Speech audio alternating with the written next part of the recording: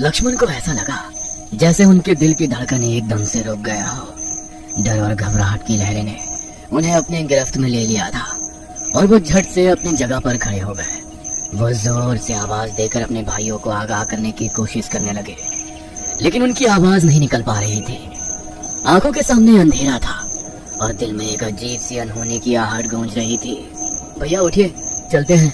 लक्ष्मण ने आंख खोलकर देखा तो उनका छोटा भाई उन्हें उठा रहा था। सब जाने के लिए तैयार थे। उन्होंने अपने आसपास देखा तो सब कुछ सामान्य था।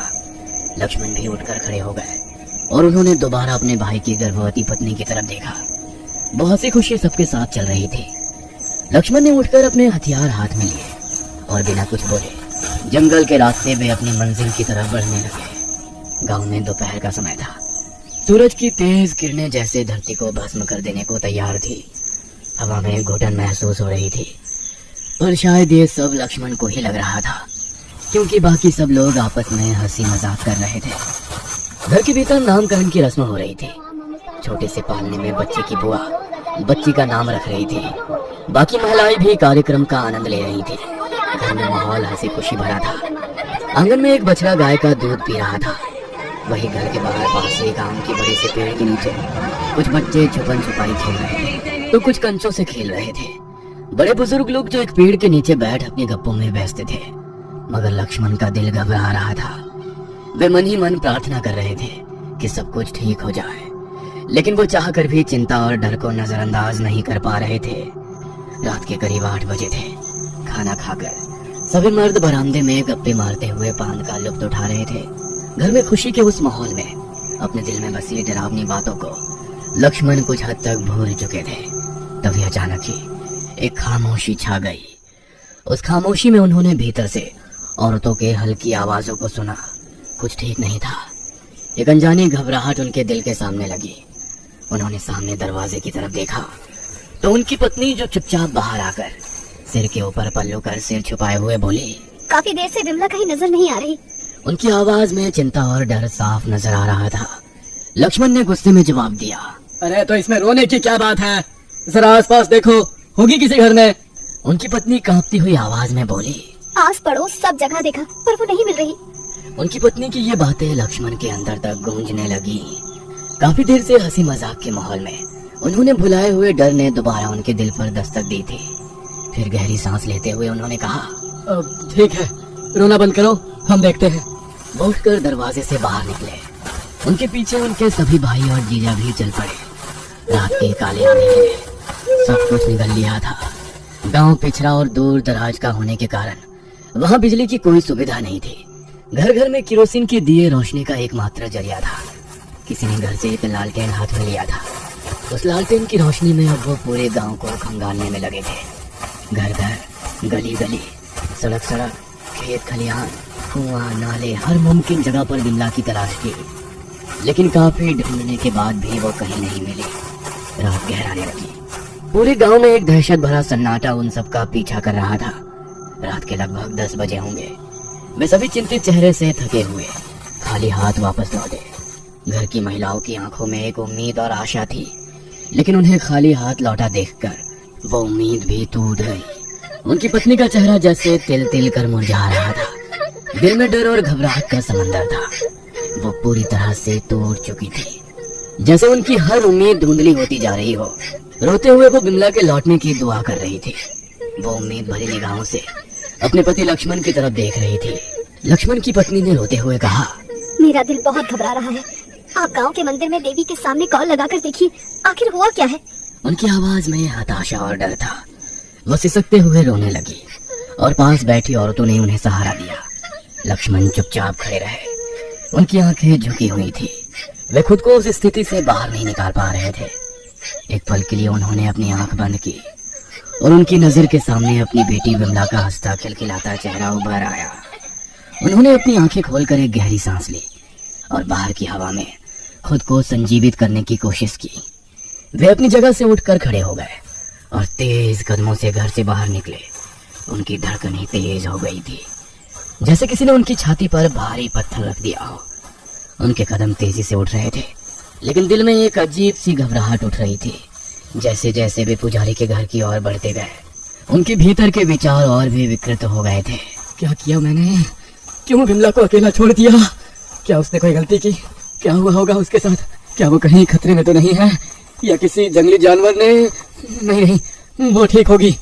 अनगिनत सवाल जैसे उनके दिमाग पर किसी हथौड़े की तरह चोट कर रहे थे। उन्हें सांस लेने में भी मुश्किल हो रही थी, लेकिन उन्हें खुद को शांत करने की कोशिश करनी थी, क्योंकि अब उन पर सबकी उम्मीदें थी। गांव के उस कच्चे रास्ते पर चलते हुए कुछ था जो खतरनाक अनहोनी जैसा महसूस हो रहा था। उन्हें वो डर नहीं था जो आमतौर पर रात को होता है, बल्कि एक गहरी अनहोनी की आहट थी जो उनकी पीठ में सिहरन पैदा कर रही थी। उन्हें वो घटना याद आई। हमारे पुजारी जी ने कहा था कि अमावस की रातें विशेष होती है, खासकर औरतों और बच्चों के लिए, ध्यान रखना। और मैंने अपनी बेटी की सुरक्षा के लिए कुछ नहीं किया। आखिरकार वे पुजारी के घर पहुंचे। एक छोटी सी कुटिया जिसके भीतर हल्का सा केरोसिन का दिया जल रहा था। उस हल्के प्रकाश की तरह ही उनकी उम्मीद भी मध्यम सी जल रही थी। एक आदमी ने पुजारी को पुकारा और कुछ ही पलों में पुजारी का पोता दौड़ते हुए बाहर आया। उसके कपड़े मैले थे और बाल बिखरे हुए थे, लेकिन उसकी आंखें साफ और तेज थी। दादाजी घर में नहीं है, वे पंचायत के चौराहे पे होंगे, आम के पेड़ के नीचे। इतनी रात को वहाँ? किसी ने पूछा। उस लड़के ने कहा, हाँ, गांव के बड़े बुजुर्ग खाना खाने के बाद वहीं गप्पे लड़ाते हैं। अब ठीक है, शुक्रिया। वो सब गांव के चौराहे की ओर बढ़ने लगे। दूर से उन्हें पेड़ के नीचे बैठे कुछ लोग नजर आए। पास जाकर लक्ष्मण ने कहा, हमें पुजारी जी से मिलना है। तभी 60-65 साल के एक बुजुर्ग व्यक्ति ने उठकर उनसे पूछा, जी कहिए, क्या काम है? और वैसे भी मैंने आपको पहचाना नहीं। लक्ष्मण के जीजा श्रीपति ने आगे बढ़ते हुए कहा, पुजारी जी, ये लक्ष्मण है, मेरे साले। अरे बेटा तुम, इतनी रात को कैसे आना हुआ? थोड़ी समस्या आ गई थी। श्रीपति ने गंभीरता से कहा, अगर कोई परेशानी है तो खुलकर कहो। जीजा ने लक्ष्मण की तरफ देखा और कहा, आज हमारी बेटी का नामकरण था, इसलिए मेरे साले साहब अपने परिवार के साथ गांव आए, लेकिन अब उनकी छोटी बच्ची लापता हो गई है। पूरे गांव में काफी ढूंढा, लेकिन वो कहीं नहीं मिल रही। घर की महिलाओं का रोते रोते बुरा हाल है। हम सब भी बुरी तरह परेशान हैं, इसलिए हम चाहते हैं कि आप हमारे ग्राम देवता के मंदिर में कॉल लगाकर देखिए, आखिर किस दिशा में और किस अवस्था में है वो। पुजारी ने सभी की तरफ गंभीर नजर डाली। उन्होंने ऊपर आसमान की तरफ देखा और कुछ पल के लिए बिल्कुल खामोश खड़े रहे। फिर वो सिर झुकाए मंदिर की ओर चलने लगे। उनके पीछे लक्ष्मण और उनके सभी भाई और कुछ गांव के लोग चलने लगे। रास्ता कच्चा था और हर कदम पर पत्तियों की सरसराहट हो रही थी, जैसे रात खुद फुसफुसा रही हो। मंदिर में पहुंचते ही पुजारी ने देवी की मूर्ति के सामने दीप जलाया और पूजा शुरू की। बाकी लोग धीरे धीरे जहां जगह मिली वहां पर दुबक कर बैठ गए। लक्ष्मण का चेहरा सख्त था, लेकिन आंखों में गहरी चिंता झलक रही थी। उनके दिल में लगातार उधेड़ बुन चल रही थी।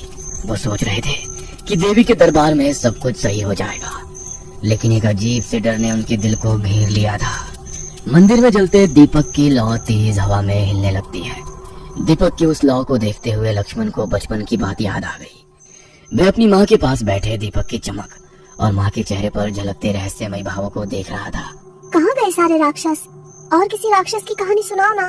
राक्षस तो सुनो, 2 महाशक्तिशाली राक्षस जिनका नाम शुंभ निशुंभ था।